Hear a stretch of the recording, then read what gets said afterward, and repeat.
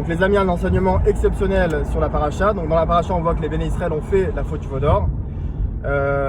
Et donc Hachem est très en colère contre le peuple juif. Et Moshe essaye de plaider l'innocence du peuple juif, donc du Ham Israël. Et là, il s'adresse à Hachem et il va dire un pasouk qui est grandiose. Il lui dit, mais Hachem, lama yechere apecha be'amecha. Je traduis, Hachem, pourquoi tu te mets en colère contre ton peuple? Donc la question de Moshe est complètement incompréhensible, dans le sens où la faute du veau d'or, c'est la faute la pire que le peuple juif a pu accomplir dans l'histoire. C'est même écrit que encore aujourd'hui, on paye, on répare chaque souffrance que le peuple juif reçoit, et à une petite échelle, une réparation encore de la faute du veau d'or. Ça veut dire que la faute du veau d'or n'est pas encore réparée, elle est tellement grave qu'encore aujourd'hui on paye la faute du veau d'or. Et Moshe Rabbeinu, tranquille, il parle à Hachem, il lui dit, mais Hachem, pourquoi tu te mets en colère contre ton peuple alors qu'en fait ils ont fait la faute la pire au monde? Et pour répondre à ça, il y a deux axes de réponse qui sont imbriqués l'une avec l'autre. Une, c'est pas avec le Baal Shem Tov, et la deuxième, c'est un enseignement de Rabbi Nachman qui est beaucoup repris par Rabbi Nathan dans le Likud Alarot. Donc déjà, le Baal Shem Tov, il dit que le monde qui nous entoure, c'est en réalité un miroir, et il reflète notre intérieur. Le monde n'est qu'un reflet de ce que nous, on a à l'intérieur de nous. Ça veut dire que quand on voit une faute chez l'autre, c'est qu'en réalité, cette faute, elle est en nous. Et que bien que l'acte négatif chez l'autre, il est présent, c'est factuel, c'est un fait, on ne peut pas le nier. Mais si moi, je ressens quelque chose de négatif, de la colère ou de la jalousie ou quelque chose, c'est qu'en réalité, cette faute, elle est en moi. Sinon, je ne l'aurais pas vu, cette faute-là. Par exemple, pour prendre un exemple très concret, quand quelqu'un il arrive en retard à la synagogue, on le voit arriver pendant le Kriyat Torah, par exemple le Shabbat, alors on peut dire, mais regarde, celui-là, il a raté toute la tefila. Ou sinon, on peut dire, mais le pauvre, il a raté la prière.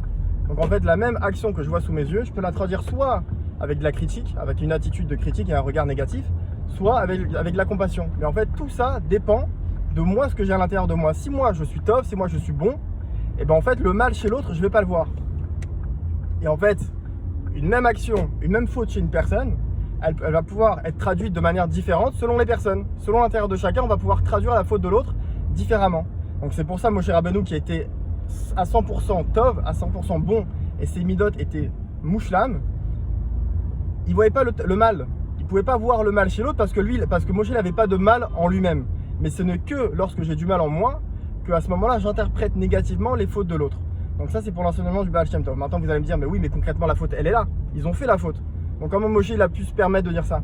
Et c'est là que vient Rabbi Nachman et dit, et c'est un de ses enseignements de base, c'est un enseignement qui s'appelle Azamra, c'est de dire que, et en fait Moshe Rabbeinu il a fait Azamra, il a fait cet enseignement-là à ce moment-là, c'est de dire que personne n'est mauvais à 100%.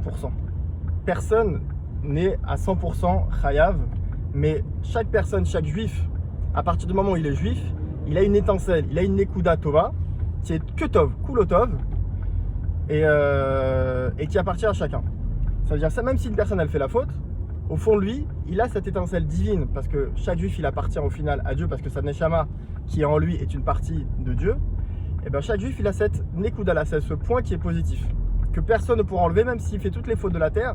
Cette nekuda là, elle est on peut pas l'effacer. Elle est là et elle restera tout le temps, peu importe les fautes qui sont à l'intérieur.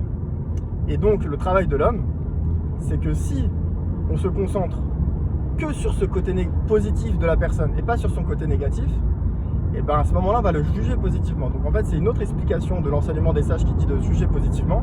C'est pas simplement d'interpréter positivement une action qui paraît mauvaise, c'est que l'action mauvaise on la regarde pas, on la met de côté. On fait pas attention à ça, mais on se concentre que sur une action positive et sur un acte, ou en tout cas sur la nekuda, sur un point positif qu'une personne a là. Et à ce moment-là, qu'est-ce qui va se passer? Qu'est-ce qu'il aurait dit Rabbi Nachman? C'est que ce regard-là vis-à-vis de l'autre va lui permettre de faire teshuva. Donc en fait, moi j'ai la possibilité, avec mon regard et mon attitude que j'ai envers l'autre, j'ai la possibilité de le ramener vers le bien. Si moi je le regarde que dans son côté positif, je vais pouvoir le ramener vers le bien. Et en fait, on voit un truc incroyable, c'est à ce moment-là, quand Moshe Rabbeinu dit à Hachem, mais pourquoi tu te mets en colère contre ton peuple? Donc en fait, Moshe Rabbeinu, il avait fait cet enseignement-là de Rabbi Nachman, de Azamra, il n'avait pas regardé la faute. Il voulait pas voir la faute du peuple juif, mais au contraire, il a vu que leur côté positif. Qu'est-ce qu'il a fait Dieu à ce moment-là? Il a dévoilé le secret des 13 midot de Rachamim. les 13 attributs de miséricorde d'Hachem ont été dévoilés à ce moment-là. Et en fait, et les sages ils disent que quand chaque juif, pendant la tfila, on rappelle ces 13 midot-là, et ben on réveille la miséricorde divine, et en fait, on fait amtakat adinim, on adoucit le din, on adoucit la rigueur. Et en fait, c'est une passerelle pour faire teshuva. Et ce secret-là a été dévoilé à Moshe Rabbeinu quand il a regardé le côté, la Nekudat Tova, donc le côté positif de chaque juif. Et la réponse de Dieu, elle a été de lui donner ce secret-là, de dire oui, tu as raison. Quand toi, tu vas faire ce travail-là, de regarder le point positif d'un juif, même s'il est Racha Gamour, même s'il a fait toutes les fautes de la terre, à partir du moment où il est juif, il a sa Neshama, il a son étincelle divine. À ce moment-là, tu vas pouvoir lui faire teshuva de la même manière que moi, Dieu, je fais teshuva, j'accepte la teshuva du peuple juif à ce moment-là, parce que toi, Moshe Rabbeinu, tu as fait ce travail-là de regarder le Nekudat Tova. De la même manière, chaque juif qui fait ce travail-là peut faire teshuva aux autres. Et de là, on voit aussi la responsabilité qu'on a envers chacun. Et aussi, ça change l'attitude de vie qu'on peut avoir, parce qu'au lieu de rentrer dans une optique de vie de critique et de regard négatif et de voir ce que l'autre il a fait de mauvais, mais au contraire, je vais plus regarder son côté positif. Donc non seulement par rapport à ce qu'on a dit du Baal Shem Tov, ça va montrer que moi, mon intérieur il est tov, mon intérieur il est bon, parce que moi je ne vois que le bon chez l'autre. Et même le regard que j'ai vis-à-vis de la faute, je ne vais pas le regarder, je vais le mettre de côté, je vais me concentrer que sur le point positif. Ça va me permettre de faire teshuva à la personne, même si elle est Racha Gamour.